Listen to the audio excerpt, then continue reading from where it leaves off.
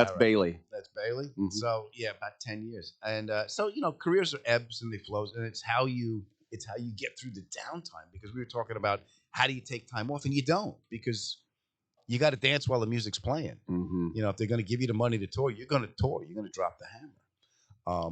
And you got to stay hot. You got to stay relevant. But when things ebb and flow, how do you get through the downtime? So I was talking to little Steven, and he actually said on the podcast, he goes, I was in the wilderness. He's like, I had left Bruce, tried a solo thing that didn't work. He goes, I was walking my dog. I almost like, I'm trying to recall months, years, Mm-hmm. and he got a call to induct the Rascals into the Rock and Roll Hall of Fame.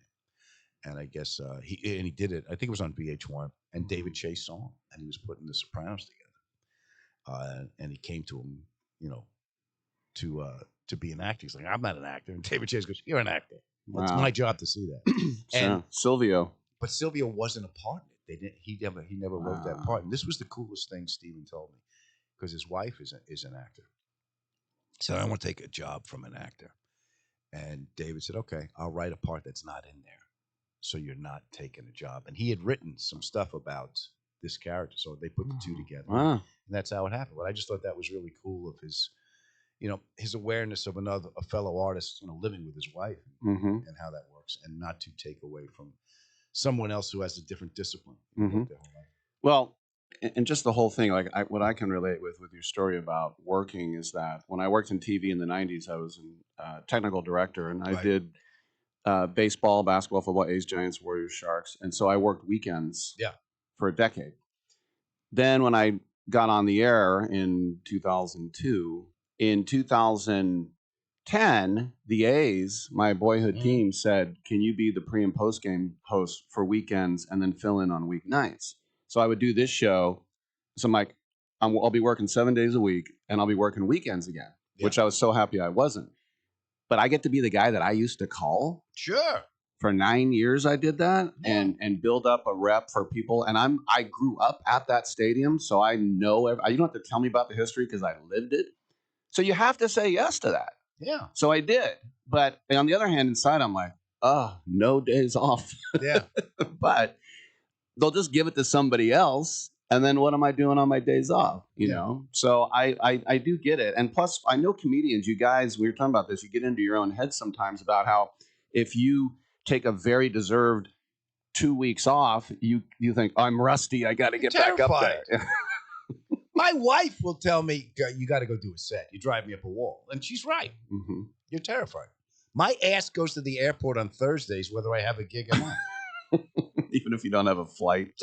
It's used to doing that. Wow. But yeah, we're so connected, and it's terrifying. It's terrifying, and it's not healthy to have your validation and your identity connected to external force at your work.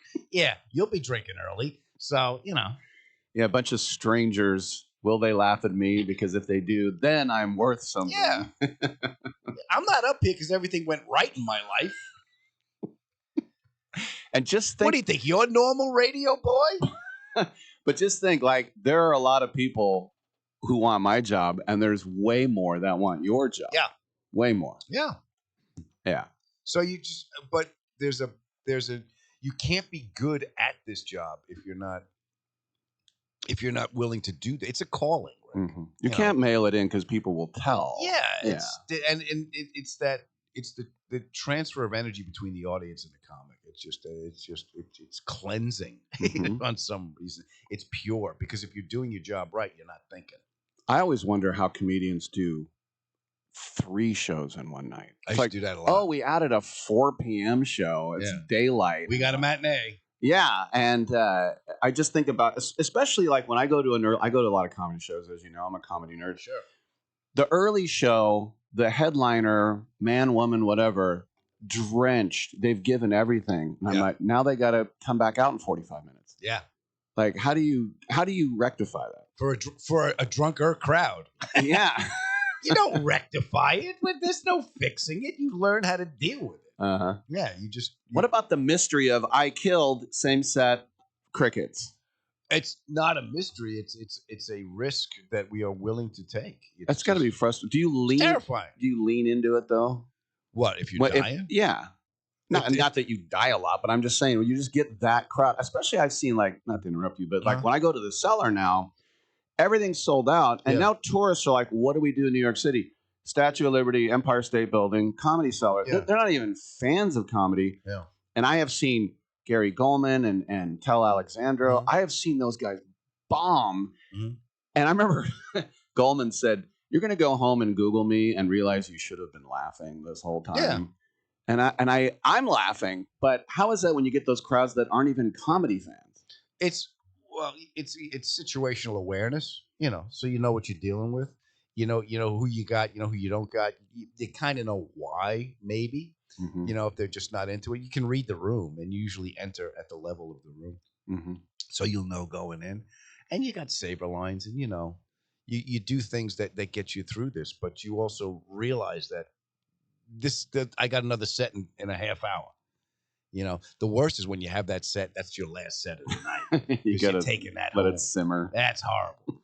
That's horrible. When I used to drive home from gigs and I had a bad set, I would drive home and this was like, I would go into a 7-Eleven to pick up a cup of coffee and just and make the guy laugh. All right, I made the guy laugh. You didn't speak English, so look at that. Huh?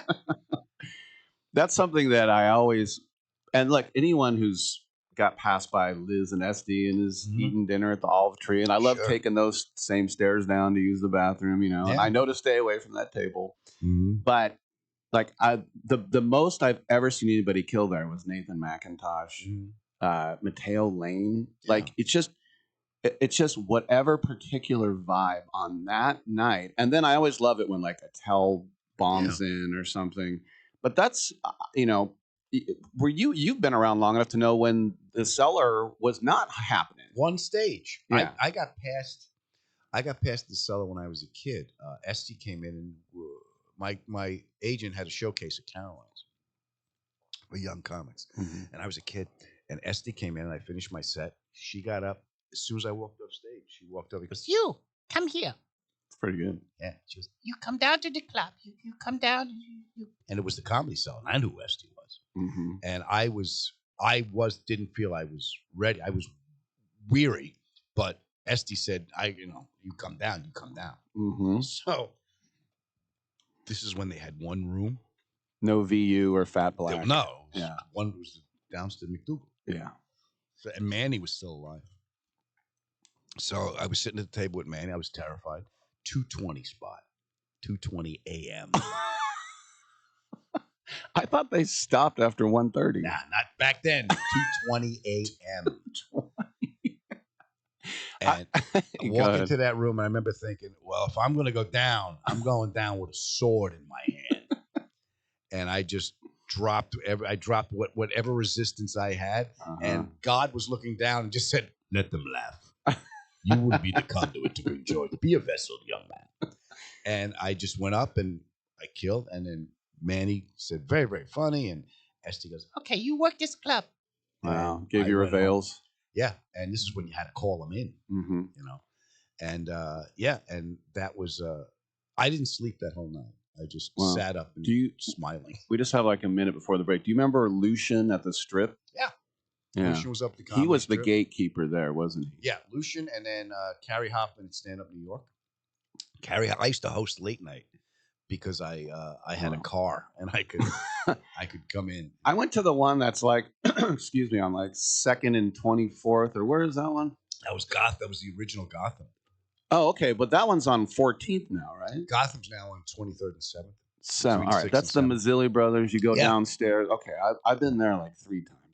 Yeah, he's a sweetheart. He's a dear friend of mine. Yeah, and that's the one that feels like the mob runs that place. That's the one. I thought we're going to commercial. We are going to commercial. Good. Go sell some potato chips and watch your mouth. When somebody says you're going to get us all killed, what do you know? You tell them you don't know nothing. All right, I'm Rick Tittle. Come on back on Sports Bio.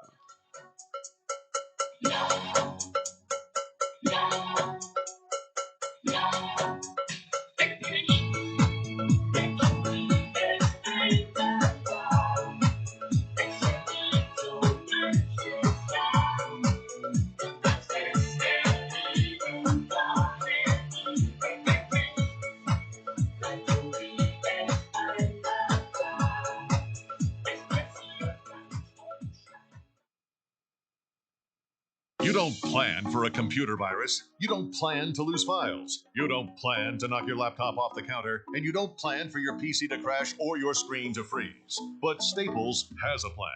A plan for unlimited virus protection. A plan for help when you need it 24/7. Staples Total Support Plans are your tech plans for the unplanned, starting as low as $199.99. And although you didn't plan for this, right now at Staples you can also get $250 off select computers. N729 in-store only. See associate for details. With MedGuard Alert, you're never alone. You can connect with medical professionals anywhere, anytime. And now MedGuard is introducing our exclusive new Care Watch. If you need help quickly, use it from anywhere to contact medical professionals. No cell phone required. The Care Watch is not only a life-saving medical alert device, it's a revolutionary health monitoring system that checks your blood pressure, heart rate, oxygen saturation, and much more. And here's the best part. If you have Medicaid, you may qualify to get your Care Watch for free. The Care Watch is only available through MedGuard Alert. Call us right now. We have monitoring programs starting as low as $1 a day. The call is free, activation is free, shipping is free, and no contract is required. Remember, with Medicaid, you may qualify to get your Care Watch for free. Call us to get your Care Watch right now. 800-853-8931. 800-853-8931. 800-853-8931. That's 800-853-8931.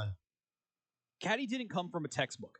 Before we started it, we were quoted $60,000 for a piece of software our business needed. So instead, we sat down with our own AI setup and built the whole thing ourselves for just a couple $100. That gap, $60,000 down to $200. That is the whole idea behind Caddy. And once we saw what was possible, we could not unsee it. We built it into a system, and now we build it for other businesses too. If you're using ChatGPT or Claude in a browser tab, you're touching maybe 10% of what these tools can really do. Caddy is the other 90%, wired into how your business actually runs. The repetitive work, handled.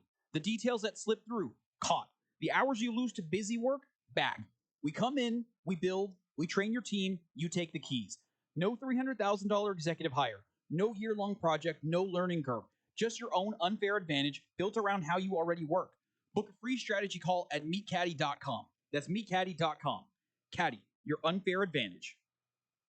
Running a business is like running a team. Every play counts. So Sean DeVore built DeVore Recruiting to help business owners succeed. And smart leaders know when to delegate. DeVore Recruiting makes hiring a virtual assistant simple and effective. Their team connects you with experienced professionals who handle admin, marketing, and client support so you can focus on growth. Choose from bronze, silver, or gold packages tailored to your needs. Visit DeVoreRecruiting.com. That's DeVore, D-E-V-O-R-E, recruiting.com.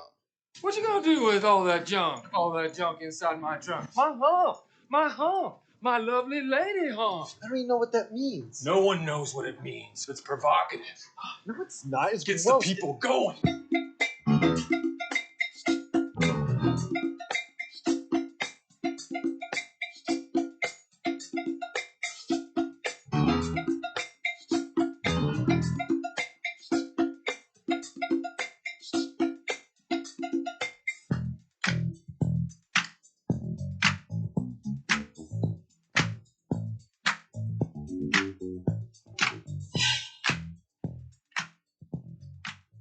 Rick Tittle's got a black belt in keeping it real. Keeping it real and taking advantage of my friend Adam Ferrara, keeping him in studio with us. He is at not the punchline. He is at Cobb's. Yeah. 2 shows tonight.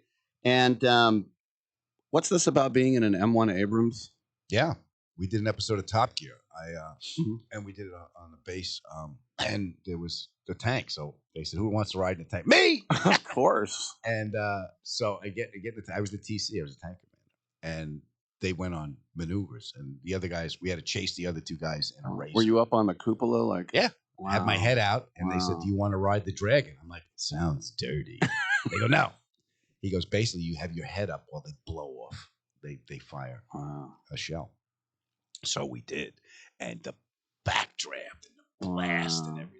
But it was like, and I got the helmet on and I got my head up and I'm screaming every line I can think from Patton, like, Grovel, you magnificent bastard, I read your book. You son of a man. Yeah, so we the whole day we did that. And we stayed on the base. And I woke up